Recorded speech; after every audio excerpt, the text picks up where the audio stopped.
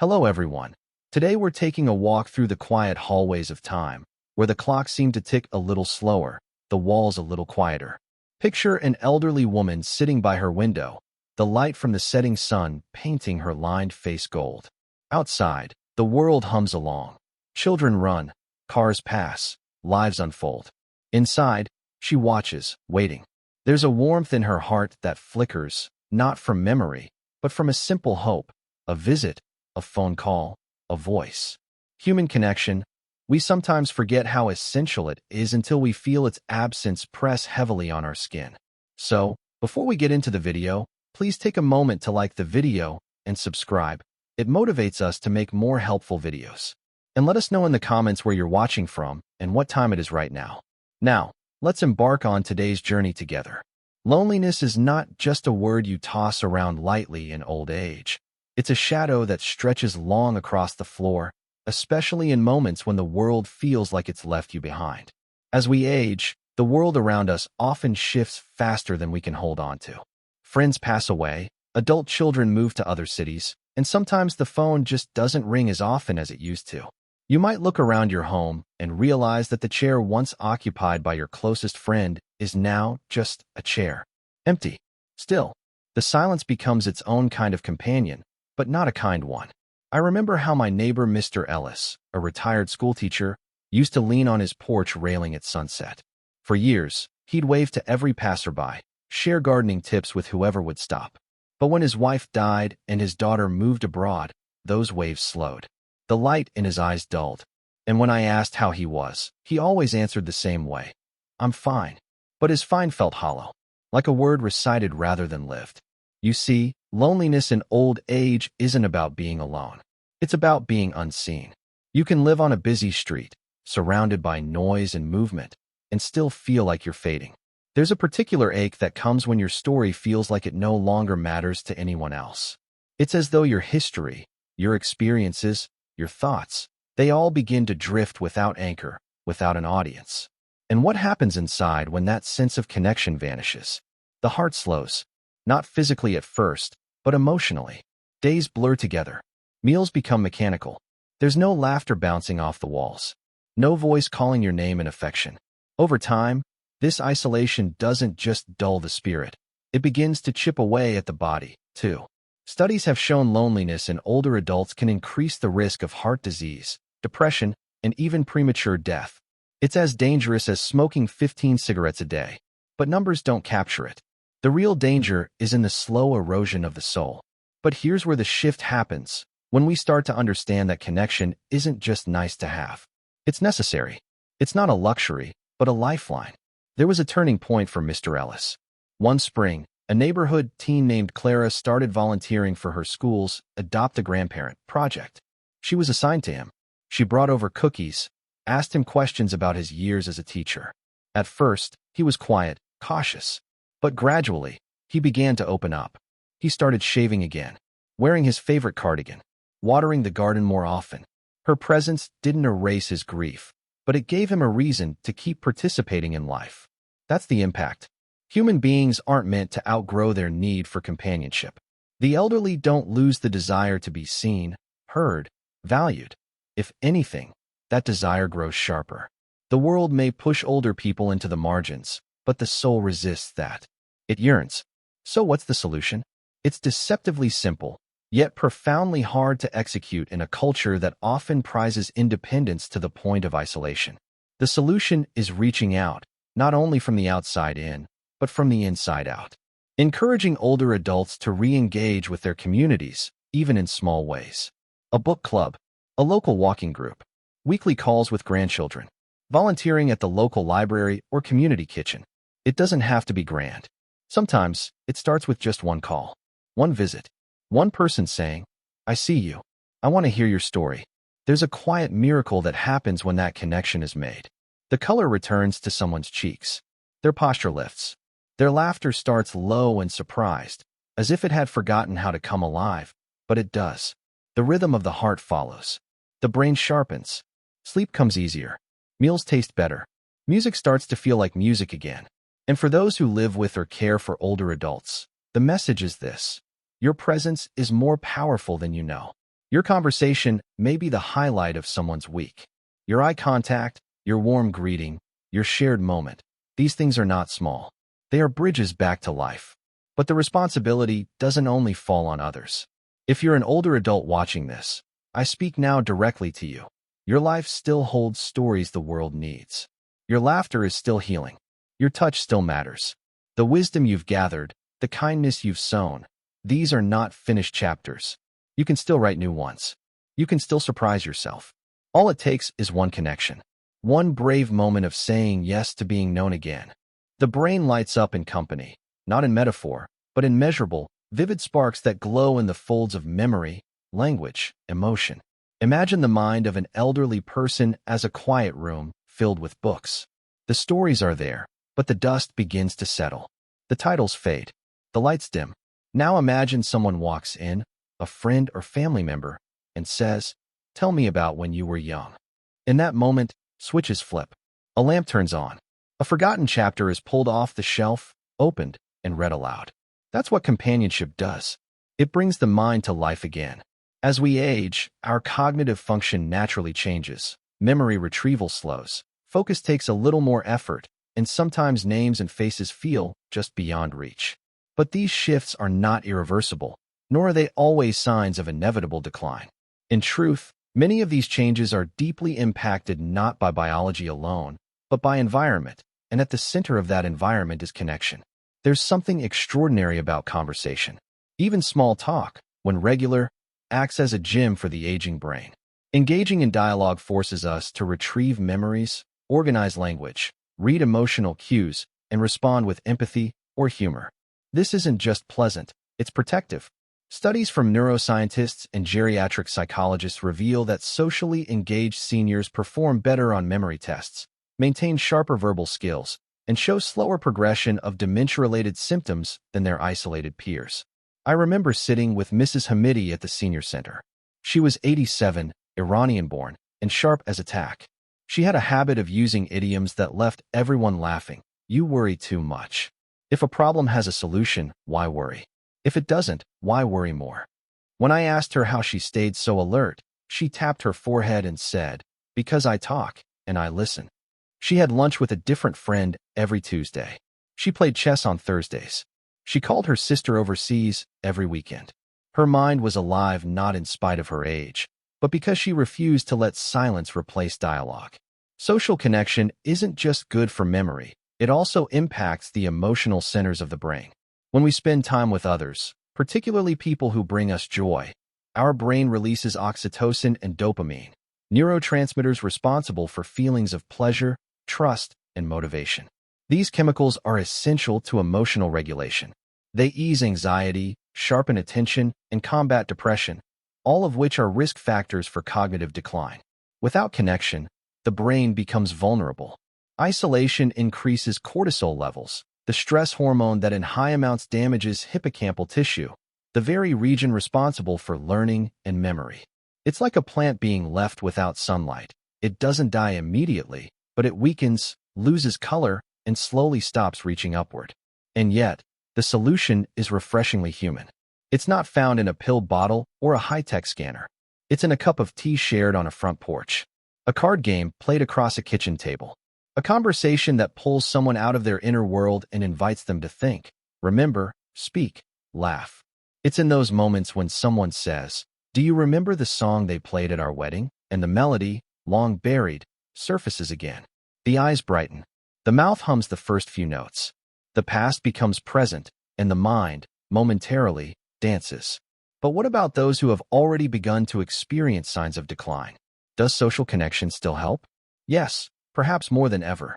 Programs like memory cafes, where caregivers and dementia patients gather in informal settings to sing songs, share stories, or do light crafts, have been shown to improve mood and slow further decline. Why? Because even as memory fades, the emotional imprint of human interaction lingers. A face may not be remembered, but the feeling of being safe, included, loved, that remains. I once visited a group home where the staff ran daily reminiscence circles. Elders would sit in a semicircle and pass around old objects, a record sleeve from the 1950s, a war ration card, a baby's woolen booty. As each person held an item, they were encouraged to say what it reminded them of. For some, it opened a floodgate. For others, only a word or a feeling surfaced. But every time, the room transformed.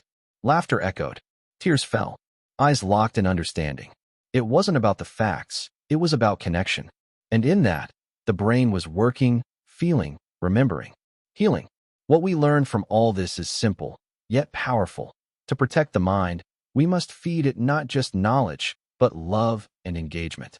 We must invite the elderly to not only listen, but to contribute, to share their stories, ask questions, challenge ideas, and play. Mental stimulation through social connection isn't a pastime, it's a necessity. So what can we do? Create spaces where dialogue thrives. Encourage intergenerational storytelling. Let grandchildren ask about life before the internet, before cell phones, before everything was instant. Reintroduce the joy of communal games, shared meals, collaborative projects. Make visits more than check-ins. Make them conversations. For those feeling mentally sluggish or lost in fog, this is not a verdict. It's a call to reawaken, to reach out, to find someone who asks, "How are you really?" and to answer honestly, even if the words are hard to find. You don't need perfect memory to matter. You don't need flawless recall to be worth listening to. Your thoughts, however scattered, still form part of a tapestry that can only be woven through connection. The brain doesn't retire when you do. It needs a reason to stay alert. That reason, more often than not, is another person. There's a kind of laughter that only comes with age, the kind that knows sorrow, has walked through loss, and still finds joy in the ordinary. It's not the giddy laugh of children or the brash howl of youth. It's quieter, more rounded, like a warm kettle coming to a gentle boil. And when it happens among friends in later years, it's more than sound. It's medicine. Real, vital, healing medicine. You don't always realize the weight you're carrying until someone lifts it for a moment with a joke, a silly story, a shared memory. I once sat with 3 women at a community center, June, Alma, and Doris, who played cards every Thursday. Their hands moved slowly, and they forgot the rules more often than not. But their laughter? That never faltered. June called her oxygen tank Mr. Whistle, and whenever it let out a wheeze, she'd grin and say, "Don't mind him. He's just dramatic." And every time, they'd laugh so hard tears would roll. In that room, illness didn't feel heavy. Age didn't feel like a burden. It felt like a badge they wore together, with humor and pride. The impact of laughter and social joy on elderly health isn't just emotional. It's biological. When we laugh, our bodies respond. The brain releases endorphins, our natural feel-good chemicals. Blood pressure lowers. Muscles relax. Stress hormones like cortisol decrease. Immune function improves, especially in older adults, whose immune systems often become more fragile with time. One study even found that seniors who laughed regularly with friends had significantly fewer stress-related illnesses and reported less physical pain. But laughter doesn't happen in isolation. It's social in nature. It requires context, timing, connection. A joke isn't funny until someone else hears it. A memory doesn't sparkle until it's shared. That's why humor and friendship walk hand in hand. They feed each other, loop around one another like vines. You don't just need someone to talk to, you need someone to laugh with. Even in assisted living centers where medical care is prioritized, the places that truly thrive are the ones that value levity. I've seen rooms where bingo nights turn into comedy shows, where birthday parties include silly hats and impromptu karaoke, where staff and residents trade affectionate jokes that make the walls echo with mirth. In those spaces, people don't just exist, they live. But it goes deeper still. Laughter isn't just about the moment, it's about the bond it creates. When we laugh with someone, we are saying, "You see the world as I do," even if just for a moment. That alignment builds trust. For older adults who may feel alienated or invisible, laughter is a bridge back to feeling seen, included, understood. I remember a gentleman named Luis, a quiet widower who rarely spoke. He kept to himself at the senior center, eyes often lowered, presence gentle and distant. One day, during a storytelling circle, someone mentioned an embarrassing moment in a grocery store. Luis chuckled, softly at first, then deeply. Everyone turned in delight. Encouraged, he began sharing his own story about mistaking a stranger for his daughter in the parking lot and offering to carry her bags. "She let me," he said, "and I didn't realize she wasn't my daughter until she gave me a tip." The room exploded with laughter. Luis was never quiet again. That moment cracked the shell that had formed around him, and the warmth that spilled out changed him and everyone around him. This is the solution. Create more space for laughter, no matter the age. Not superficial jokes or forced cheer, but genuine, soul-deep humor born from familiarity, mutual respect, and the absurdities of life. Encourage group activities that don't just stimulate the mind, but lift the spirit. Improv sessions, story-sharing circles, comedy movie nights. Anything that invites the older generation to laugh together, not just smile politely. And don't mistake laughter for avoidance. Older adults aren't laughing because life is easy. They're laughing because they've learned to find light in the dark. That skill, that wisdom, that resilience is something only time can teach. It deserves reverence, and it deserves company. Even in moments of illness or grief, laughter can soften the sharpest edges. I've seen it in hospital rooms where families share old jokes between sobs. I've seen it at memorials where stories bring smiles as well as tears. Humor doesn't erase pain, it makes space around it. Space to breathe. Space to survive. Sometimes space to hope. For caregivers, family members, and friends, bring humor. Not at someone's expense, but alongside them. Share your silly mistakes. Wear that ridiculous sweater. Dance badly in the living room. Make it okay to laugh, even, especially, when things are hard. You don't need to fix everything. Sometimes you just need to be there, willing to laugh together. And for older adults themselves, don't hide your joy. Don't think it's unseemly or childish. You've earned every giggle, every guffaw, every uncontrollable belly laugh. Let it ring. Let it remind you that you are still alive, still human, still connected. Because in the end, laughter is not just noise. It is recognition. It is love. It is life. And when it fills the room, whether in a soft chuckle or a roaring wheeze, it says clearly, you are not alone. Grief has a way of settling into the bones, doesn't it? Not always loudly, not always with tears, but with a heaviness that wraps around the chest and doesn't let go. It is especially true in later life, when loss can come more frequently. A partner gone, siblings passing one by one, close friends who simply stop calling. Over time, grief becomes a constant companion. But here's something many don't realize. Connection, real, human connection, becomes the soft balm that helps carry that grief without letting it consume you. There's a particular moment I remember, clear as day. I was sitting beside an elderly woman named Eileen. Her husband of 61 years had died the month before. She didn't cry when she told me. She just stared at the photo in her lap. "The house is too quiet," she whispered. "I don't know how to talk to silence."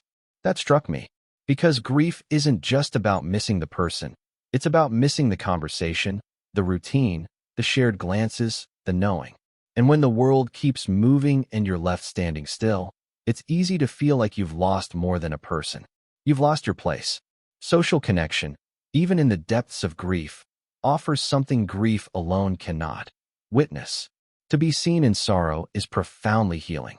Not pitted, not rushed, not fixed, just seen. The simple presence of another, a neighbor dropping off soup, a friend holding your hand without speaking, a weekly group at the community center that gives you a reason to get dressed. These small interactions knit together a fragile net beneath your feet. Because grief isolates. It can convince you that no one understands, that your pain is singular and untranslatable. But connection contradicts that. It reminds you that while your grief is unique, the experience of loss is not. And in that shared space, something remarkable happens. Pain becomes less jagged. Loneliness loosens its grip. In Eileen's case, it was a weekly widows support group that made the difference. She didn't want to go at first. What could a room full of sad women do for me, she asked. But on her first visit, she met Nora, who had lost her husband 10 years earlier and still wore his wedding ring.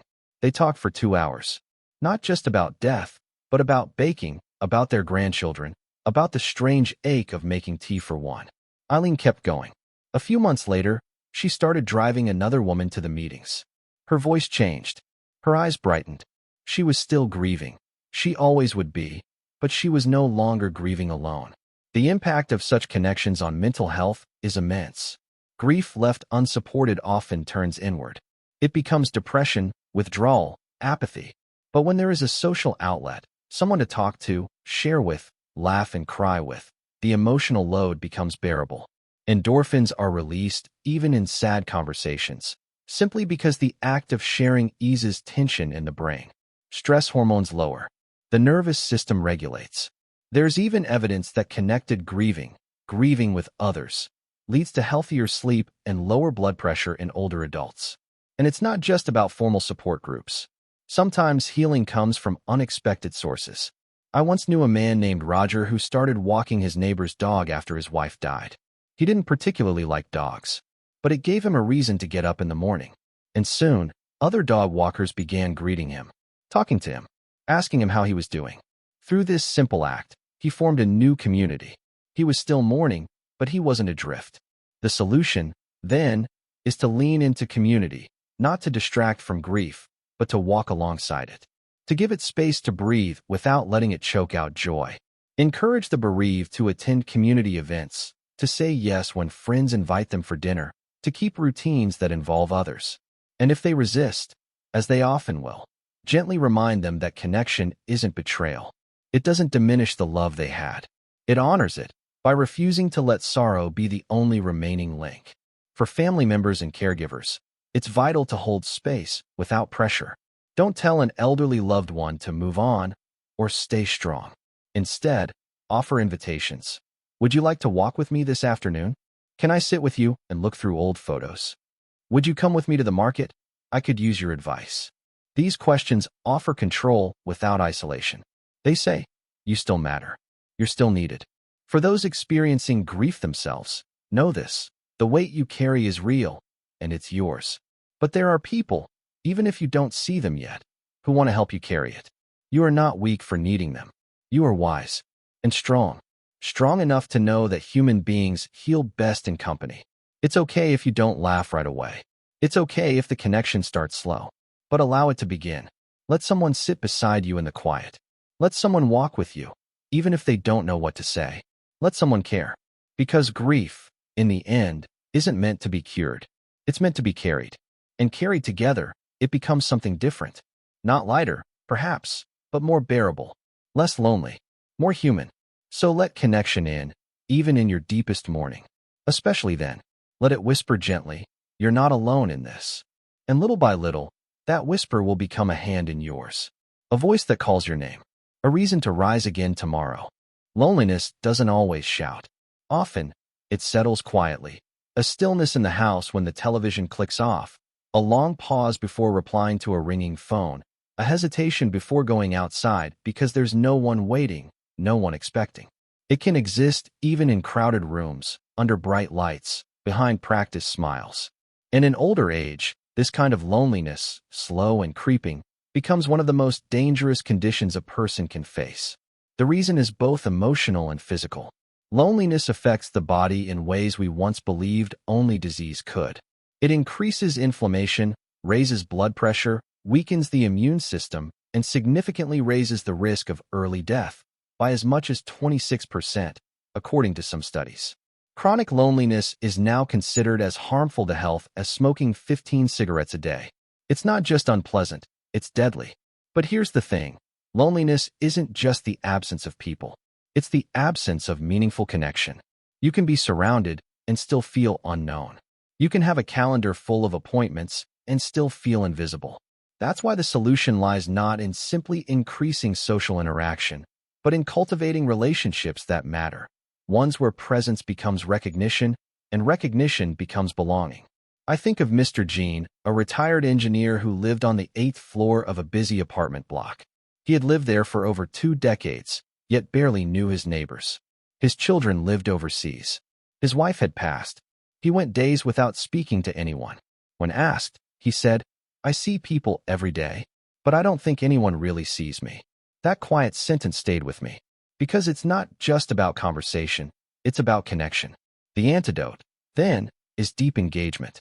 This can take many forms, depending on the individual. For some, it's found in joining a gardening club, where each bloom becomes a shared victory. For others, it's participating in a local choir, where their voice blends into something larger, something alive. Still others find it in small circles, a book club of 3, a walking group that meets every Thursday. These spaces provide more than activity, they offer identity. Programs that focus on fostering meaningful connections in seniors are beginning to emerge worldwide. In Japan, ibasho cafes pair elderly citizens with young mothers and children, allowing different generations to share stories, skills, and support. In the UK, chat benches encourage spontaneous interaction. A simple plaque that says, "Sit here if you'd like to chat." In the US, phone companionship programs match trained volunteers with older adults for weekly calls, not about problems, just about life. Weather, memories, music, all of it matters. I once worked with a woman named Celeste who began volunteering at a local library when she turned 80. Her role? Listening to children read aloud. They stumble, she told me, smiling, but they always get there in the end. Just like me. That one afternoon a week became the highlight of her life. It wasn't just about helping. It was about being needed, being known, being part of something again. The impact on mental health is profound. When an elderly person feels they belong, their risk of depression drops. Their motivation to maintain healthy habits rises. Sleep improves. Appetite stabilizes. And perhaps most powerfully, they begin to hope again, for a good day tomorrow, for a phone call, for another conversation. That spark of anticipation is everything. It is life's forward motion. But meaningful connection requires intentionality. It cannot be manufactured through a single friendly visit. It must be built, slowly and genuinely, with consistency. This means being patient with repetition, with stories told twice, with moments of forgetfulness. It means making space for silence and knowing that sometimes presence is enough. For younger family members and caregivers, it means showing up not just to check in, but to share, to invite, to sit. And for the elderly themselves, it means taking small steps toward others, making the call, saying yes to the invitation, asking someone to walk with you. Reaching out is hard, especially after years of shrinking circles, but every connection starts with that one brave move. Technology can help, too, if used mindfully. Video calls may not replace hugs, but they preserve faces, voices, laughter. Online interest groups allow seniors in rural areas or with mobility issues to find companionship around shared passions: knitting, chess, cooking, poetry. But digital connection only thrives when paired with emotional sincerity. 100 likes can't replace one meaningful conversation. We also have to be vigilant. Watch for signs, the withdrawal, the flat tone, the "I'm fine," that feels more like retreat than truth. Often, those most in need will say the least. That's when connection becomes a gift, not a response. When we reach out not because someone asked, but because we notice, because we care. The reality is that loneliness will knock on every door at some point in life. But in old age, when the world has quieted and the calendar has thinned, it knocks louder. And our response must be louder still, with warmth, with persistence, with presence.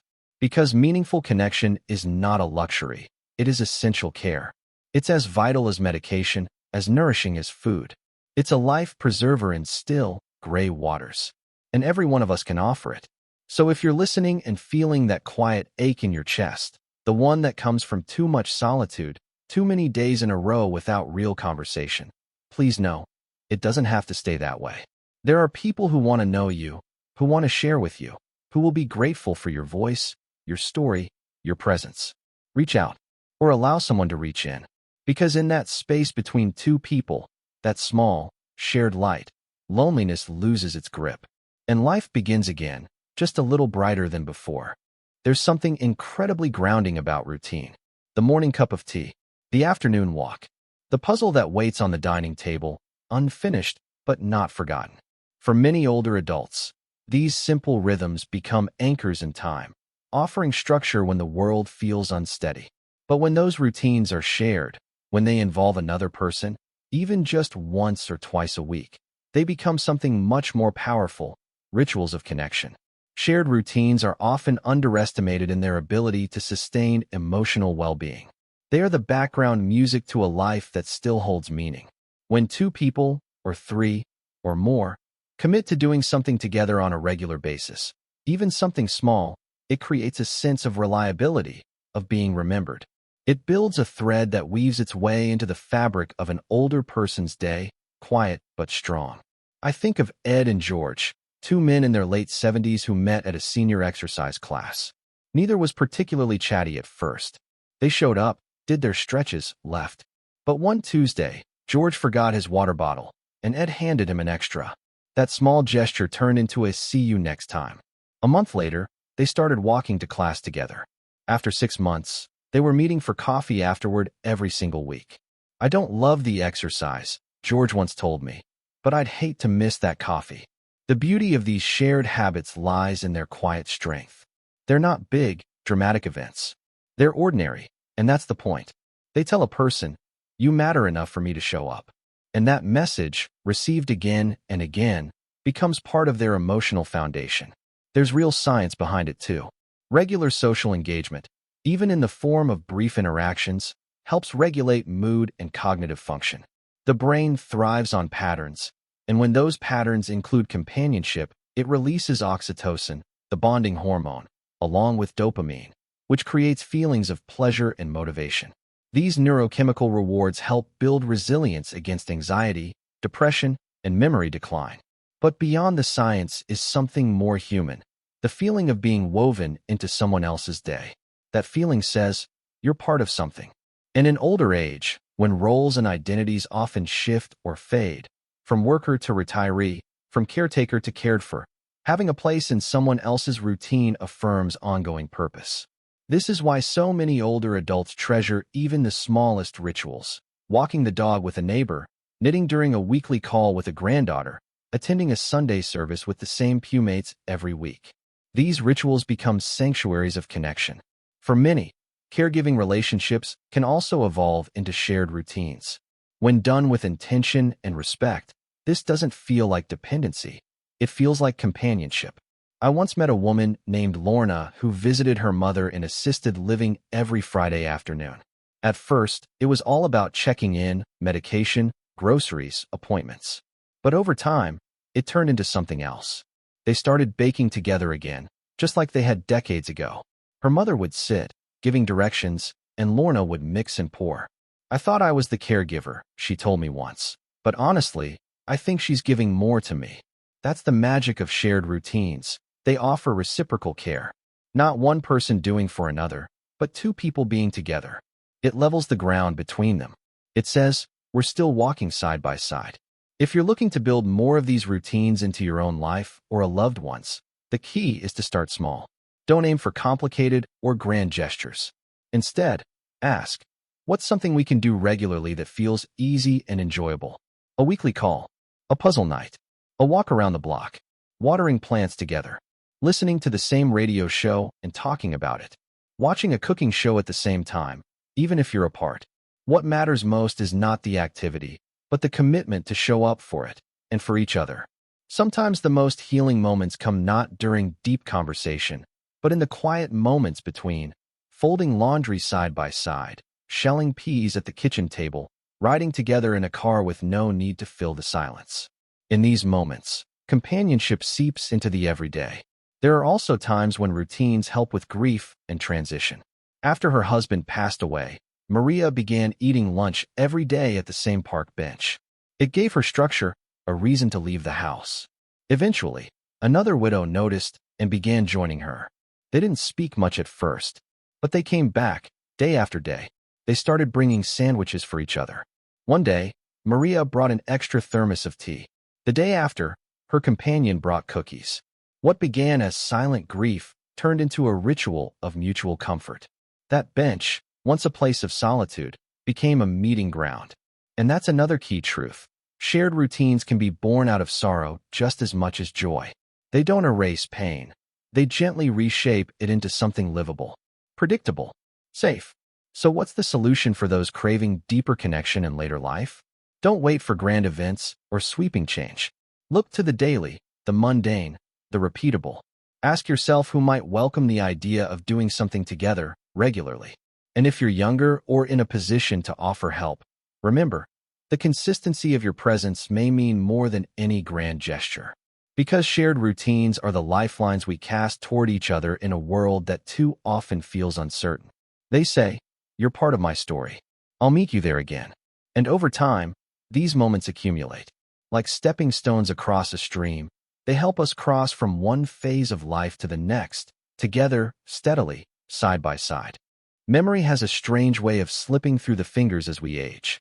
Some memories stay vivid. Your first love, the birth of a child, the scent of your mother's perfume. Others fade like old photographs left in the sun. Names vanish. Appointments blur. You find yourself standing in the kitchen, not sure why you walked in. And while some changes are natural with age, the fear that often creeps in with those changes can be heavy. The fear of losing oneself, of being forgotten, or even worse, of forgetting. Yet amid this fragile terrain, there's a powerful truth. Social connection doesn't just soothe memory loss. It can actively protect against it. It's not just about keeping the brain busy. When you're with others, telling stories, laughing, even arguing gently, your brain is doing something remarkable. It's firing in multiple regions at once. Language centers, emotional regulation, long-term memory, even motor skills when gestures are involved, all activated through simple conversation. This symphony of activity keeps neural pathways flexible and functioning, a kind of mental workout wrapped in human warmth. I remember Harriet, a former schoolteacher who had begun to forget names and mix up dates. She'd withdrawn, embarrassed by the lapses. Her daughter gently coaxed her into attending a weekly poetry circle. At first, Harriet sat quietly. But one afternoon, a woman read a poem by Emily Dickinson. Harriet suddenly leaned forward, her voice trembling but clear. "I used to teach that one." She recited the next verse from memory. It surprised everyone, including herself. That moment sparked something. She began preparing short readings each week, her notes scribbled carefully in a notebook. She still forgot things, but she laughed again. She made friends. And perhaps most importantly, she felt valuable, not in spite of her forgetfulness, but alongside it. There's scientific backing to what Harriet experienced. Studies show that older adults who engage in consistent social interaction maintain better cognitive function than those who are isolated. Social engagement slows memory decline and reduces the risk of Alzheimer's and dementia. The brain thrives on stimulation, but especially on meaningful interaction, the kind that requires you to listen, respond, recall, and empathize. Why is this so impactful? Because relationships demand complexity. A phone call isn't just sound. It's navigating conversation, recalling shared experiences, interpreting tone, adjusting language. A shared meal isn't just eating. It's remembering favorite dishes, recounting recipes, making eye contact, exchanging smiles. Each of these requires attention, memory, emotion, and thought. These micro-moments are the brain's fertilizer. But even more than mental stimulation, social connection gives memory emotional weight. We remember better when something matters to us, when it's tied to a feeling. That's why someone might forget what they had for breakfast, but remember the laugh they shared with a friend 30 years ago. Emotions are memory's anchors. And social interactions, by their very nature, are emotionally charged. This is especially helpful for those already experiencing cognitive decline. A man named Thomas, who had moderate Alzheimer's, rarely spoke, until his granddaughter started visiting each Saturday with photo albums. They would sit on the floor and go through old pictures. At first, he didn't say much. But over time, something changed. He'd point. He'd smile. "That's your mother," he said one day. "She used to sneak cookies before dinner."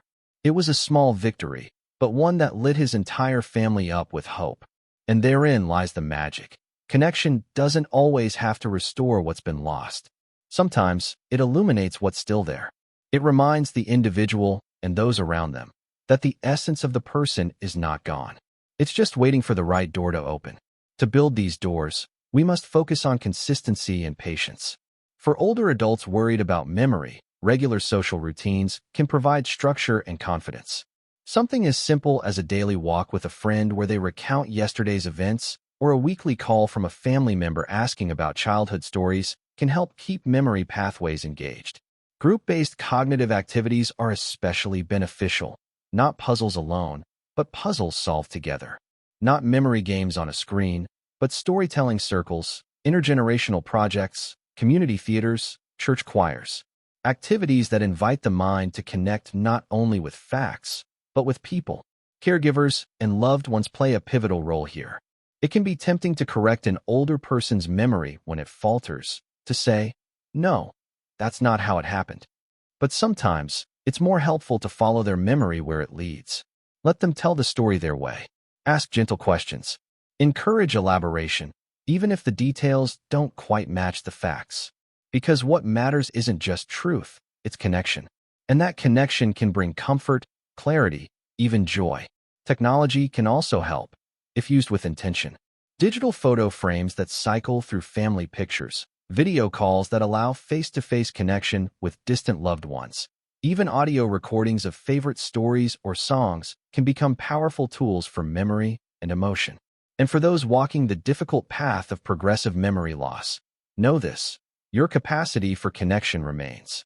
Your value is not determined by how much you remember, but by how much you feel, how much you give, how much you are loved. You are not disappearing. You are evolving. And there are hands reaching for yours in this new terrain. So if your memory falters, don't retreat. Reach outward. Talk. Laugh. Sit with someone who knows your story or who wants to hear it. Let conversation become your compass.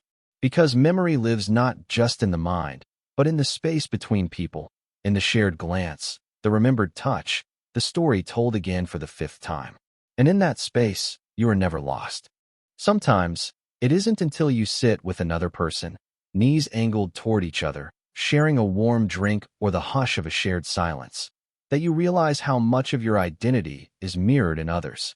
In older age, when the world can feel as if it's receding, this truth becomes vital. You are not only someone to yourself, you are someone to others. This sense of identity, not as an echo of the past, but as an evolving, present force, often finds its most powerful reflection in social connection. When others see you, when they respond to your stories, your habits, your quirks, it's a reminder that you are still here, still whole, still becoming. This is especially important as older adults experience the quiet stripping away of roles. The workplace identity disappears. Children grow and leave. Friends pass. The title of mother, husband, teacher, or boss may fade from daily use, leaving many to ask, "Who am I now?" It's in this in-between space that social connection acts like glue.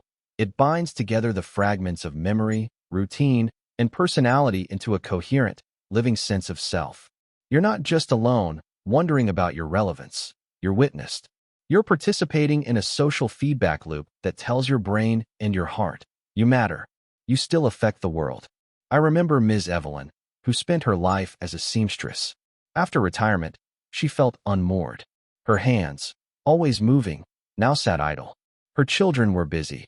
Her husband had passed years earlier. She began volunteering one day a week, teaching young mothers how to hem and patch. At first, she doubted her worth. "What could I possibly offer?" she whispered. But when a girl returned the next week wearing a jacket she had repaired with Evelyn's help, she broke into tears. "I did that," Evelyn said softly. "I'm useful again." That is the essence of social identity in aging, rediscovering your value through the way others experience you. Connection validates existence. But it's more than just being seen, it's about reflection. When others recall our stories back to us, when they mention something we've said or done, we are reminded that our life has impact. "You told me about your garden," someone might say. "I finally started mine." Those small moments ripple outward, quietly anchoring our sense of being. The emotional impact of identity loss can be devastating, leading to depression, anxiety, and hopelessness. But social bonds help rethread the soul. They allow elders to express who they are, not just who they were. This expression can take any shape: storytelling, humor, service, leadership, even quiet companionship. Consider a man named Omar. A retired judge, he now led a chess group at the community center. No one there knew his titles or courtroom triumphs, but they respected his insight, his calm presence, his encouragement. In that room, he wasn't retired. He was present, necessary, admired. That group gave him back an identity he feared he had lost. This need to be known also fuels memory continuity. Social interactions offer mirrors to the self. When someone says, "You always have the best advice," or "You've been through so much," "I admire your strength."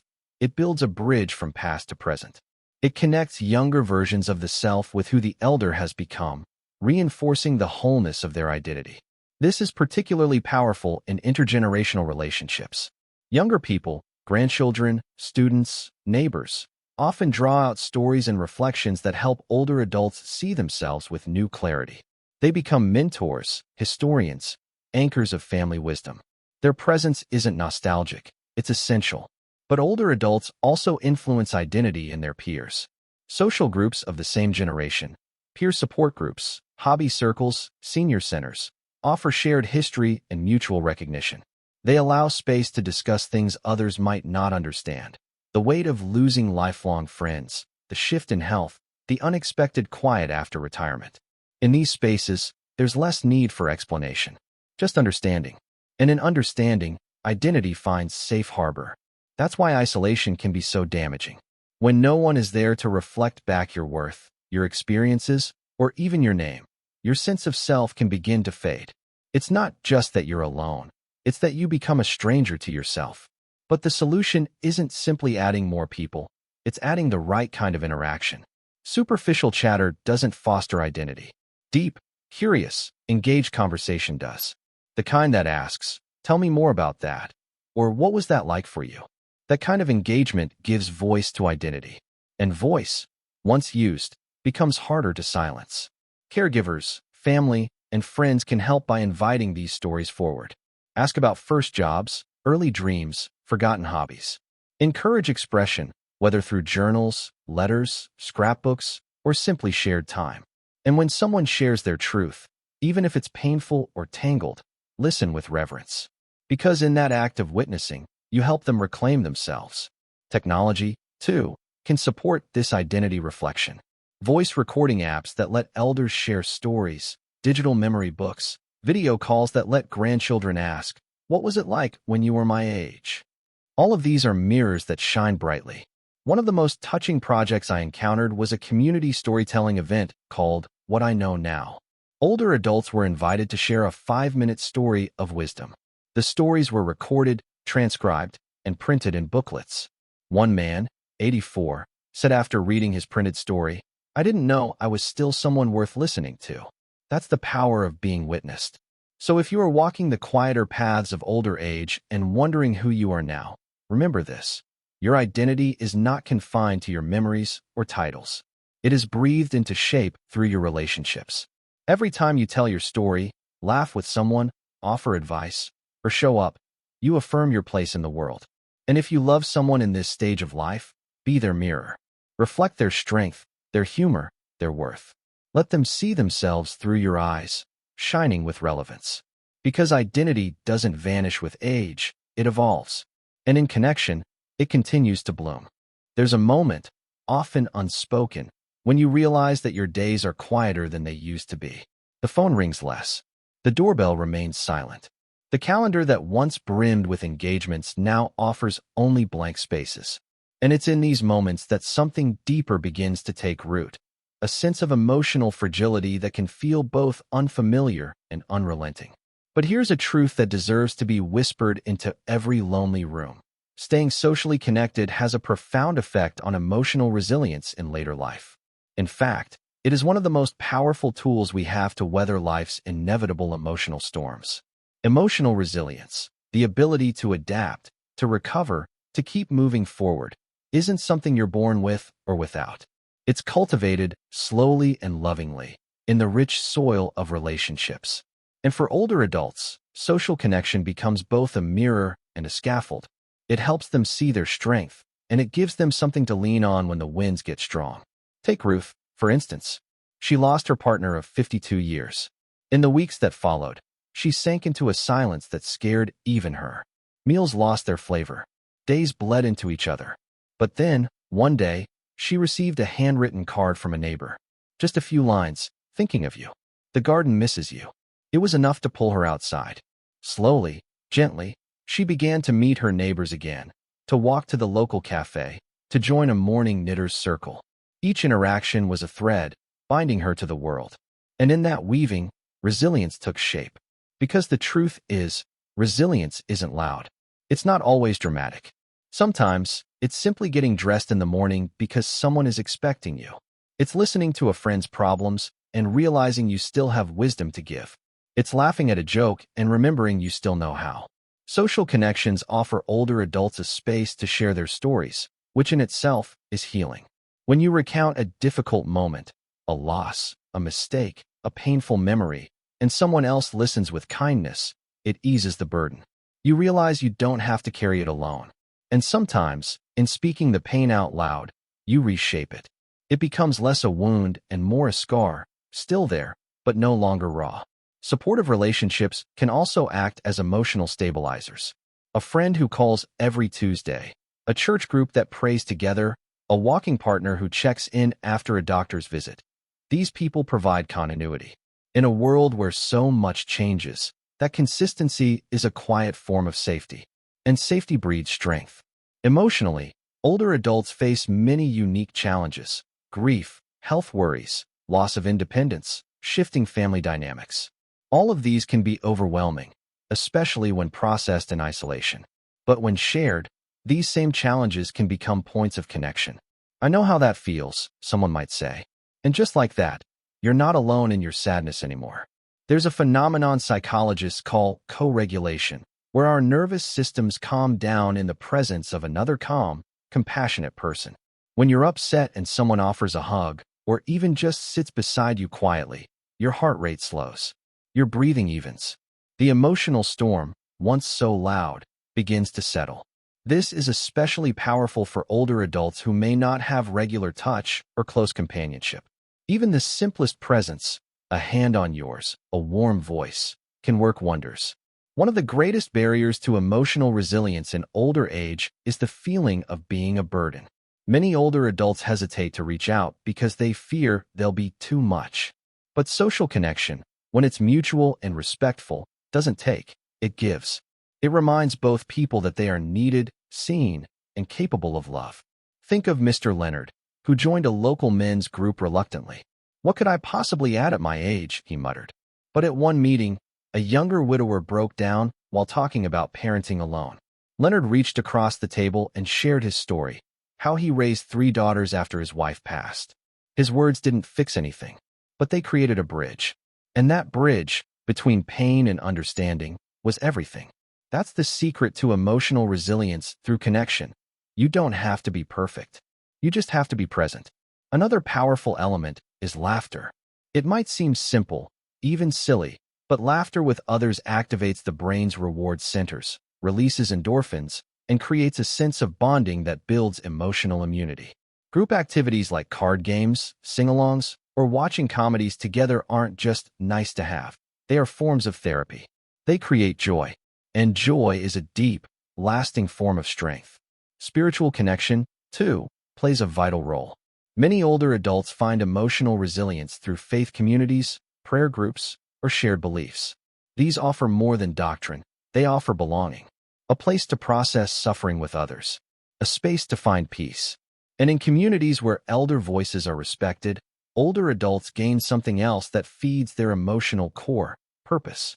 When you feel useful, your emotional well-being is fortified. You are no longer simply enduring. You are contributing. To build this resilience, we must encourage social habits that are sustainable and meaningful. That might mean inviting a neighbor for tea once a week, joining an online reading group, or volunteering to make phone calls for a community hotline. It might mean writing letters, recording life stories, or simply sitting with others in quiet companionship. Technology can assist here as well, especially for those with limited mobility. Video chats, online support groups, shared digital photo albums. These can all strengthen emotional bonds across distance. But they must be personal, not just functional. It's not about logging in, it's about showing up. For caregivers and families, the most powerful thing you can offer isn't a solution. It's presence. Sit, listen, be there. Let your loved one talk without fixing. Let them feel without hurrying to reassure. And remind them, gently and often, that they are loved not for what they do, but for who they are. So, if you are in your later years and find your emotions are sometimes too heavy to carry, look not just inward, but outward. Let others in. Let them lift a little of your sorrow. even if only by sitting beside you in silence. Let them witness your strength, even on the days when you can't quite feel it yourself. Because resilience is not the absence of pain. It's the presence of people who help you rise again and again. There is a quiet kind of power in the routines we build with others, the familiar greetings, the shared meals, the regular visits that become the rhythm of our days. These threads of connection weave a safety net that catches us when we stumble, keeps us grounded when the world shifts beneath our feet. In old age, when so much can feel uncertain, these social routines become anchors, steadying the heart and mind. I think of Mrs. Jane, who every Tuesday morning invited her neighbors for coffee and freshly baked scones. At first, it was just a way to fill the quiet hours after her husband passed. But those gatherings grew into a community. Laughter filled the small kitchen, stories spilled across the table, and new friendships blossomed. Jane told me once, "When they come through that door, I don't feel so alone anymore. It's like the whole world has come to visit." This power of routine connection isn't accidental. Our brains and bodies thrive on predictability. Social routines create a sense of control, of belonging, of being needed. And in older adults, these feelings translate into better physical health, sharper cognition, and deeper emotional well-being. Science has shown that seniors who regularly engage in social activities have lower rates of chronic illness, reduced risk of depression, and even live longer. Why? Because connection motivates self-care, encourages movement, offers mental stimulation, and provides emotional support, all critical to thriving in later years. But social routines do more than just keep us healthy. They give our days meaning. When you know you'll see a friend on Wednesday for a walk, or attend a weekly book club, your life takes on a gentle structure. This structure combats the creeping ennui that can settle in with retirement or loss. Building these routines requires intention, especially when mobility or health issues create barriers. Transportation to community centers, technology to bridge distance, and compassionate encouragement to overcome reluctance are vital. Sometimes, it's as simple as scheduling a regular phone call or setting a standing invitation for a meal. We must also recognize the value of small, everyday social moments. The smile from the mail carrier, the chat with a cashier, the nod to a fellow dog walker. These brief connections weave the social fabric that supports more profound relationships. They remind us we are part of something larger, something moving and alive. I've seen how these small interactions help elders feel visible, appreciated, and connected. They add texture and warmth to life. Creating meaningful routines also invites the inclusion of technology, video calls with distant family, online discussion groups, virtual exercise classes. While nothing replaces face-to-face interaction, these tools help bridge gaps. The key is ensuring technology doesn't isolate, but rather connects. Of course, routines can't be rigid. Life changes, health fluctuates, and sometimes plans fall through. Flexibility, paired with consistency, is the key. Having a range of social options, both planned and spontaneous, supports resilience and joy. Perhaps most importantly, social routines cultivate purpose. Older adults involved in volunteer work, mentoring, or caregiving find their days enriched with significance. Purpose fuels motivation and happiness, and social connection often provides the platform for purpose to grow. When I look back at the stories I've gathered, of Harriet in her poetry circle, Evelyn teaching sewing, Leonard sharing wisdom, Ruth rebuilding after loss, a clear thread emerges. It is that connection sustains us not just physically or mentally, but deeply at the core of who we are. So, as you reflect on your own life or the life of a loved one, remember this. Maintaining social connections in old age is not just about preventing loneliness or cognitive decline. It's about embracing the fullness of life, its joys, challenges, memories, and growth. It's about creating a community where every voice matters and every presence is treasured. Even in the unexpected turns of aging, connection remains the light that guides, the warmth that comforts, and the strength that endures. Let these words be a reminder and an invitation to reach out, to listen, to share, and to hold close the people around you. Because in the tapestry of our later years, social connection is the thread that holds everything together.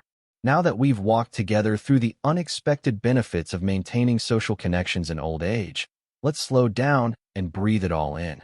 Imagine a gentle evening light softening the edges of the day, a quiet room filled with warmth, where stories drift like soft melodies and hearts beat with shared understanding. You are part of this ongoing story, woven with the voices and hands of those who love and need you.